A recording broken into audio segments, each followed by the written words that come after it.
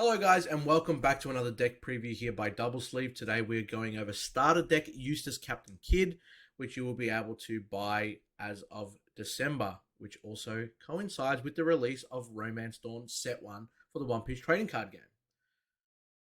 The set is obviously quite small. You will probably see a lot of cards or a lot of deck lists that are very similar. This is what I believe are good enough ratios for myself. You'll obviously might change a few things here and there. But I just wanted to give my list out there, guys, to give you something to work off. And if you enjoy the deck list itself, and you think that you might build it, then by all means, let me know how you go. And if you would change anything, let me know in the comments below once the video is done, what your ratios might be or what cards you might add or remove. Guys, if you're new to the channel, please consider subscribing. It does help us a lot, and giving us a thumbs up on this video to let us know that you want to see more One Piece decks. So let's jump into it. We do have Kidd, I guess, a very dominant starter deck in the limited deck battles and also the super pre-release tournaments that came to stores. His activate main, you tap 3 Don. You may trash 1 card from your hand, set this leader as active. Very, very strong. You can literally put 7 Don underneath him, swing for 12k, and then be able to tap 3, discard a card, and then swing for 12k again. It is quite obnoxious, but now with more cards coming out, we can hopefully see that playstyle sort of shift over to other cards that might complement his style of play as well. So for green, we've got the standard duo. I'm going to call them Jewelry Bonnie and Capone. Beige is a standard 1-cost 1k blocker. It's almost a 4-of in any deck that runs green. And then we've also got Jewelry Bonnie, which is also pretty much a standard 4-of of any deck that runs green. So Jewelry Bonnie is also a 1-cost 1k. When she gets played, you can activate her main. You tap her, and also 1 Don. And then you'll look at the top 5 cards, reveal a Supernova type card from your deck and add it to your hand. Place the remaining cards at the bottom of your deck. She can find herself. She can find a lot of other things in these decks, so it's quite a strong card.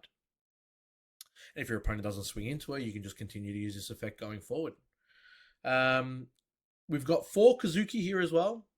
His activate main as well, again, tapping another Don apart from the Don that you use to play him. You may rest this character. Look at 5 cards from the top of your deck, reveal 1 Wano Country type card, and add it to your hand. Then place the rest at the bottom of your deck in any order. Again, there's a few Wano Country cards in here that you'll be able to find. Again, it's really nice to just search for cards and be able to kind of grow that hand size as well. There is not a lot of cards that do draw, apart from just like your starting turn. So green seems to have a lot of availability to kind of constantly keep drawing from your deck as well. So really important to have in this deck, and I believe it's what makes green quite strong in this opening set meta. We're running 2 Paradise Waterfall. The counter itself, your leader or one of your character cards gains 2,000 power during this battle. Then set one of your characters as active. The trigger, if you find it in life, KO one of your opponent's rested characters with a cost of 4 or less. Really, really strong. Majority of the time, you probably want to find it as a trigger. It can kind of pop the card that's swung. It can deal with something that's kind of rested already, like even a Kazuki or a Jewelry on your opponent's side that you don't want to really waste a swing into as well. But a really, really strong card, and that's why we put it into the deck. 4 Cat Viper. On play, you can rest one of your opponent's characters with a cost of 3 or less. Super strong. Cat Viper along with the Paradise Waterfall, if you do hit it off life, is really good too. It is a 2-cost that has 3k power. Killer is at 4 of as well. It is a blocker for 2. And if you put a Don underneath it, when it activates its blocker ability, if you control 3 or more characters, draw 1 card. It does include itself as well, so you just need another 2 cards on the field to get that block effect. We are running just 1 Punk Gibson. I feel like it's kind of situational, so you don't really want to clog up the deck considering we've only got 50 cards anyway. As time goes on, you might kind of take it out anyway. The counter ability is your leader or up to one of your characters gains 4,000 power for the duration of the battle, then rest one of your opponent's characters that cost 4 or less. The trigger is rest one of your opponent's characters without paying anything. But for 2, some of the other counters I feel like are probably better. It just depends. Like, obviously, if your opponent has a wide board, this might come in handy. We are going to run for Scratchman Apu. He has the 2,000 counter power. Don't really, I don't really see myself playing him. It's more just to keep the counter power in hand. You can put a Don underneath him when he's attacking. You can rest one of your opponent's Dons. He is only a 3k power on the field, so you'd still almost need to put 2 Don underneath him to make him viable for like a leader swing or most of the other swings that are going into your opponent. And for 2, it's kind of expensive, so definitely use him more for a counter in your hand. Speaking of counters in hand, we've got Izu as well at 4. She's a 3 cost for 3,000. However, her on play ability is kind of good, I would say. On play, she can rest up to one of your opponent's characters with a cost of 4 or less. This deals with blockers. This deals with like cards that they might want to keep active for their own turn, stuff like that. So I definitely recommend playing Izu over Apu. But both of them have 2,000 counter power as well, so really, really strong. Getting to a few of the higher end costs, we've got Okiku. We've put 4 of her into the deck as well. If she has a Don underneath her when she is attacking once per turn, you can rest one of your opponent's characters with a cost of 5 or less. The thing I like about Okiku, and you can kind of tell why she has such a great ability, is because she has no combo power. So you need to be very aware of who has counter power and who doesn't have counter power. If you play her for 3, she's a 5k swing already off the bat, even if you don't attach a Don. But you'd be silly not to attach a Don, so then that way you can rest your opponent's character if they've got something open. Really good with dealing with blockers or any other cards that are on the field that your opponent needs to keep active. We put 1 Reizo in. Again, another situational card. He's a 3 cost for 4k. When attacking, if you have 2 or more rested characters, draw 1. Doesn't need any Don underneath him. Not bad for draw. Yeah, I could see that definitely coming out for better cards in the future. Obviously, we are at a limited card pool, like I said, so it's got a place in there for now. We put 2 Beepos in there. 4 cost 4k, 1 Don. It does have 2,000 counter power as well, so we've got about 10 in total. If he's got a Don underneath him, when he attacks, you can play 1 Heart Pirate type character card other than Beepo with a cost of 4 or less from your hand. Really, really strong.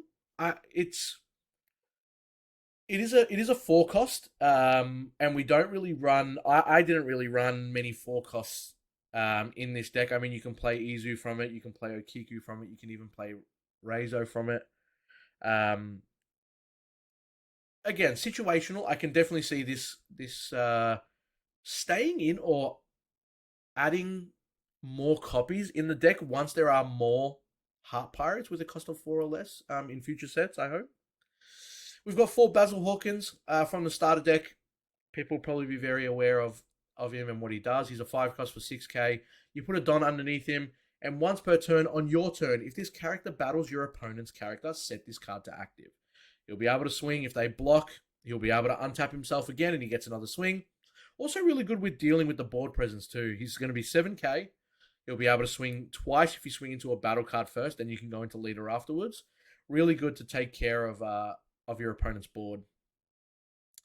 2 Laws. Here's the SR from Romance Dawn. He is a blocker. We've got a fair bit of blockers already in the deck, so it's not really for that purpose, because on play, you may return one of your characters to your hand, play 1 character card with a cost of 3 or less from your hand as well. So you can see we've got quite a fair bit of other 3 cost characters. This is kind of why Reizo's in here too. You might want to play him from Law. It's not too bad at that point. But he's also a blocker as well, so you get the added benefit, and you'll be able to return even a 1 cost that's kind of done his job back to your hand to kind of get him to play another 3 cost out. So not too bad on that side. The last 2 cards, obviously, these are the big boys. We've got Eustace Captain Kidd, the 7 cost SR from the starter deck. Absolutely amazing card. bane of a lot of people's existence. It is a blocker, and then if you put one Don underneath him at the end of your turn, you can set him as active. You can swing with him for 7k or 8k, and then he'll restand and become a blocker on your opponent's turn. 7,000 power, very, very hard to deal with if you don't have the right tools. He'll just be a free blocker on your opponent's turn. Crazy. And then the big 8 cost Captain Kidd as well. One Don underneath him on your opponent's turn. If this character is rested, your opponent cannot attack anything other than characters named Eustace Captain Kidd. So they'll either have to swing into the blocker or they'll have to swing into this SR itself. And the activate main once per turn. You may rest this character, play one character card with the cost of 3 or less from your hand. Personally, I'd probably swing with him more than I would use the activate main. You have to rest this card, which is kind of like a downfall to me. You really want to swing in with the 8k and then use the rested ability with one Don anyway. So that's the play that I would go, but I guess I can understand if there's a better option to play a 3 cost maybe. But that's just my opinion there, guys. But yeah, this is what I believe Captain Kidd would look like once the set officially releases. Thank you so much for tuning in, guys. If you did enjoy the content, please consider leaving a like and subbing to the channel. More One Piece content will be on its way. We're looking to complete every single leader from Starter Decks and Romance Dawn and going forward as long as our channel lives. So thank you for all the support so far, guys, and hopefully see you in the next one. Take care.